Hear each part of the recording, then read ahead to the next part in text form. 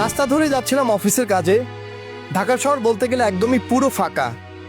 একদিন বাদে ঈদ, কিন্তু একটু ভিন্ন দৃশ্য আমার চোখে পড়ল। একজন আনুমানিক 70 বছর বয়সী এক চাচা গুলশানে এই রাস্তার পাশে বসে বাকরখানি বিক্রি করছেন। পাশাপাশি তিনি কোরআন শরীফ পড়ছেন। তার গল্পটা না আমার জানতে ইচ্ছে হলো, নিশ্চয়ই আপনাদেরও জানতে ইচ্ছে করছে। নাম শরীফউদ্দিন, বয়স ৭৭। যে বয়সে নাতি নাতনিদের নিয়ে ঘরে বিশ্রাম নেবার কথা, সেই বয়সে তিনি রোদ বৃষ্টি মাথায় নিয়ে গুলশান ২-এর ফুটপাতে বসে ছোট্ট একটি কাঠের বাক্সে বিক্রি করছেন বাকরখানি। ঘরে অসুস্থ বৃদ্ধা স্ত্রী, এক প্রতিবন্ধী মেয়ে আর ২ এতিম নাতনি।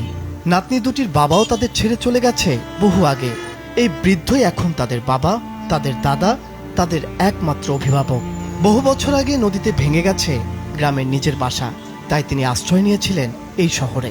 দীর্ঘদিন ধরে করে আসছেন এই ছোট্ট ব্যবসা। সংসার তো মানে খুব খাই না খাই ব্যবসা খাই, আল্লাহ তাআলা চলে, একবেলা খাই, দুবেলা ব্যবসা, দুবেলা খাই, একবেলা ব্যবসা।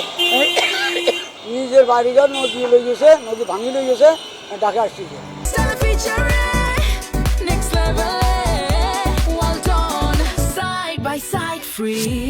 পুরো রমজান মাস তিনি রোজা রেখেছেন এই ফুটপাতেই। রাস্তার ধুলোয় বসে কখনো শুধু মুড়ি চিরা দিয়ে ইফতার করেছেন, ওদিকে তার পরিবার বাড়িতে সেহরি খেয়েছে শুধু ডাল আর আলু ভর্তা দিয়ে। অভাব তার নিত্যসঙ্গী, কিন্তু আত্মসম্মান আকাশচুম্বী। তিনি চান না কেউ তাকে ভিক্ষা দিক, তিনি চান সম্মানের সাথে কাজ করে পরিবার চালাতে।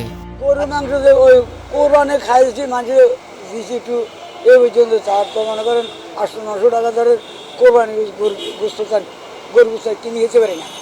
মনে চাইলে কোনো জিনিস খাইতে পারি না, জোয়াইতে পারি না, খামু কিছু। এবং যদি মনে করেন সরকার থেকে বা কোনো পক্ষের থেকে যদি সাহায্য মাহায্য পাইতাম, তাহলে একটু মনে করেন নিজে চলতাম, ফিরতাম, একটু চুপচান নাইনাত করলে।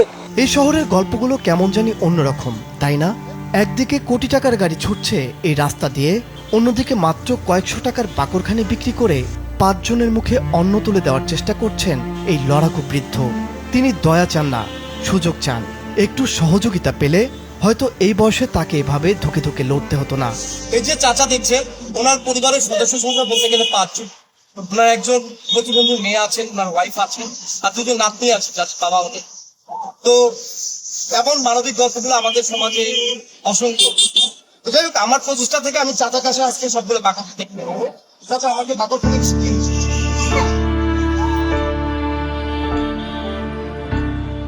এই ঠাস বুনোটের শহরে রাস্তার মোড়ে মোড়ে এমন অসহায় মানুষগুলোর গল্পের রং এক। এই প্রতিবেদনটি দেখার পর যদি এমন কোনো গল্প আপনার চোখে আবার ধরা পড়ে, মনকে নাড়া দেয়, আর যদি আপনি সামর্থ্যবান হন, তাহলে তাদের দিকে পারলে একটু বাড়িয়ে দিন মমতা মাখা সাহায্যের হাত। হয়তো আমাদের এমন ছোট ছোট সাহায্যগুলোই বদলে দিতে পারে এই সমাজের চিত্র, একটি দেশের চিত্র। তানভীর আহমেদ, মাছরাঙা টেলিভিশন।